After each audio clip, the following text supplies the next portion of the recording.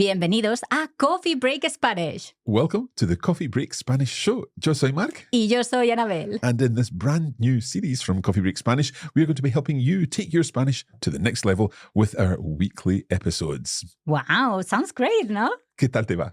A mí bien. ¿Y ahora que has dicho eso?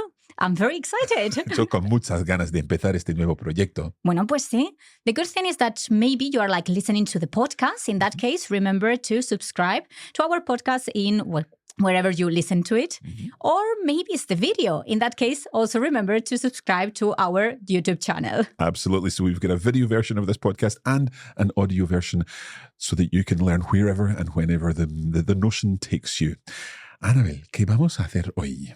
Bueno, pues hoy we are going to learn or to practice how to pronounce something that might be challenging in Spanish. This is probably one of the biggest questions and the most common questions that we get here at Coffee Break Spanish. How do you pronounce the letter R, whether it's a single R or a double R? Well, that's what we are going to find out in this episode. ¿Estás lista? Yo sí, ¿tú? Listísimo. Vamos a empezar.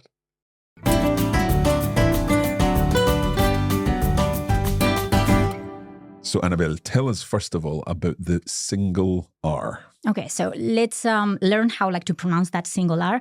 And for that, I think that you can help because I remember how you taught it for the first time, when I hear it, and I loved it. And it's about accents. Yeah, so this is where I get a little embarrassed because I am going to have to put on a sort of bad American accent here to explain how you pronounce a single R in Spanish.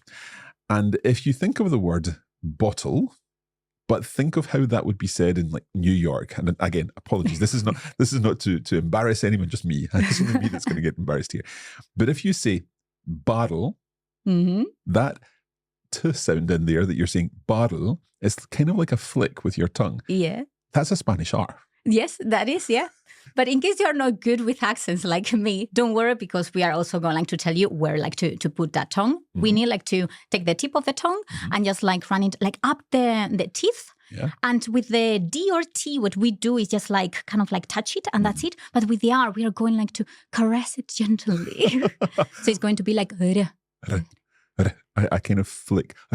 Yeah, that's it. Okay, so I think what we should do, what would be helpful here is if we put that sound into some other sounds so that we can hear what happens when it's in between two vowels, for example. Yeah, so just to practice some drills, you and also the listener can practice. So the first one and the easiest one will be ara. Ara. Are. Are. Ari. Ari. Aro. Aro. Aru.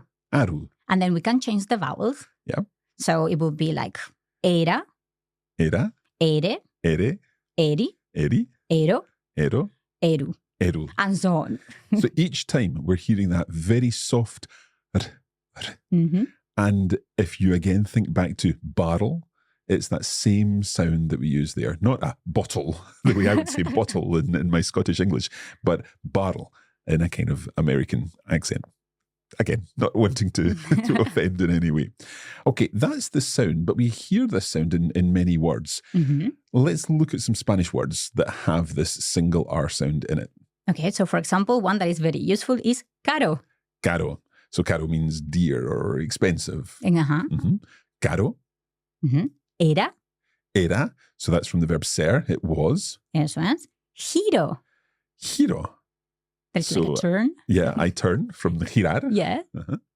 And huerto. Huerto. So huerto. Now that's not between two vowels. It leads into a T there. So huerto is the same sound, but huerto is a garden. Eso es. And when we have a single R just before a consonant, then we are going to have that simple R, as you mentioned, because we have to be careful. If it goes after that consonant, then we have a different sound. Different. We'll get there. We'll get there. So that, so far, is the single R in Spanish. Really straightforward. Just think of barrel, as I said. Caro, era, giro, huerto. Yeah. Yeah?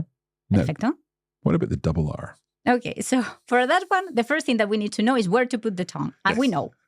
So we are going to keep it there, okay? Just in the upper part of your teeth, a little bit above. And then just keep it there and exhale air. Yeah.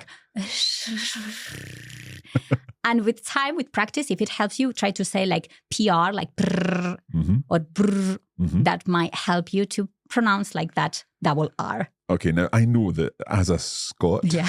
I probably have an advantage here because we use a r sound all the time. The red, ragged rocks and all that kind of thing. But it's definitely a little trickier, perhaps, if you're not from an area where that r sound is used regularly. Yeah. As Annabelle said, if we put our tongues just above the back of your teeth and then blow down, almost blow down either side. Yeah. And then let your tongue start to wiggle. And you can also combine it with another consonant like and so on. Yeah, excellent. Yeah. And Okay. once that we get like that sound, then we can start combining it with some vowels. Mhm. So for example, we can say ra, Ra, re, re, ri, ri, ro, ro, ru. ru.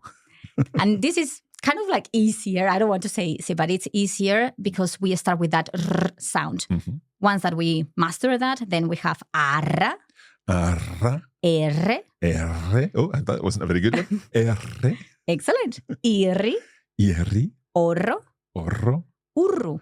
urru. So you can hear the double R in there. It's very clear.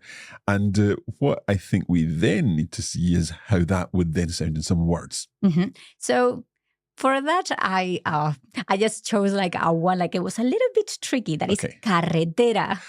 Right. So the reason this is tricky is because it's got both R's in it. Yes. So we've got the double R, carre, and then a single R, tera, Eso es. carretera. Ajá, perfecto. So if you struggle with that one, just as you have done, start with carre, carre, carre, and then tera, tera, tera, and you compound. Together. Carre, carre, carre, tera, tera, tera. Mhm. Carretera. Perfecto. Okay. Now, when it comes to pronunciation, there's one thing that I always love doing, and that is a little bit of a tongue twister. And I think Yes. you've prepared some tongue twisters for us today. Of course, some trabalenguas. Trabalenguas. So trabalenguas. Now, that's TR, Mhm. and the R comes after the T. Ajá, So in that situation, we have the double R sound, don't we? ajá, it's a strong R, so trabalenguas. Trabalenguas. Okay, let's hear your first trabalengua. So it is tres tristes tigres tragan trigo en un trigal. Madre mía. So there we've got tres tristes tigres tragan trigo en un trigal. Mhm. Wow. Every one of those R's is that strong R sound, the same R sound that we hear with a double R, like carro. Eso es, sí. Now, as with English tongue twisters, very often they don't really make a lot of sense. And this one is no different. So 3 sad tigers devour wheat in a wheat field. Eso es, sí. Let's give our listeners and viewers a chance to repeat this particular tongue twister. Go for it. Okay, so tres tristes tigres tragan trigo en un trigal. Tres tristes tigres tragan trigo en un trigal. Eso es, perfecto. Okay, let's do another one. Okay, this one is el carril del tren es rápido, caro y raro. Now, that's a mixture of R sounds in there. We've got some double R sounds and single R sounds, Yes. strong and weak Rs. So, el carril Mhm, is the rail mhm, del tren, of the train, mhm. the railway line, I Yeah. guess. Es rápido. So, a strong R there. Rápido. It's fast. Caro, expensive. Mhm. Y raro. Yeah, that's the tricky one. So rare. Raro. The first R, it's a strong R because it starts the word. Mhm. And then the second R is a soft R because it's in the middle. It's an intervocalic R Eso es. in between two vowels. Raro. Muy bien, perfecto. Let's hear the same sentence again, but we'll leave time for our listeners to repeat. El carril del tren es rápido, caro y raro. El carril del tren es rápido, caro y raro. Perfecto, sí. Muy bien. Let's do one more. Okay, so it's el perro de Pedro rasca a la rata. Okay, so we've got el perro, dog, the dog, with a double R. El perro de Pedro, of Pedro, rasca a la rata. So he scratches the rat. Yes. It's not very pleasant, this one. But we've got we've got all double R sounds, like strong R sounds in there, even though some are just single R's in terms of the spelling. El perro de Pedro rasca a la rata. See, I did something there with that last R, and I don't think I did it correctly. Because I'm thinking it's la rata, it becomes almost intervocalic, but because we've got la rata, do we still make it a strong R? Yes, it's la rata. La rata. Muy bien. Perfecto. Pues ya está. Would you want to do that one more time for our listeners? Yeah. El perro de Pedro rasca a la rata. El perro de Pedro rasca a la rata. Perfecto.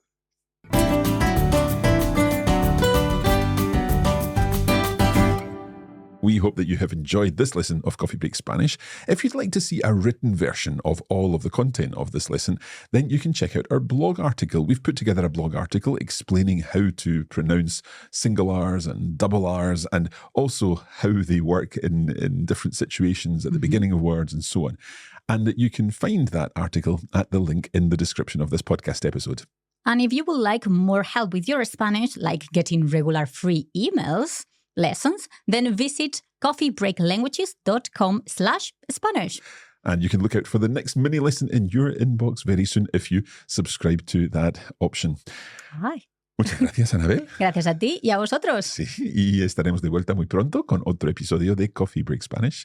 But for now, happy coffee breaking. Adiós.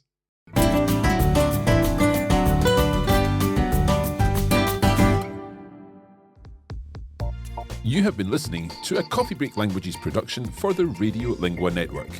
Copyright 2023 Radiolingua Limited. Recording copyright 2023 Radiolingua Limited. All rights reserved.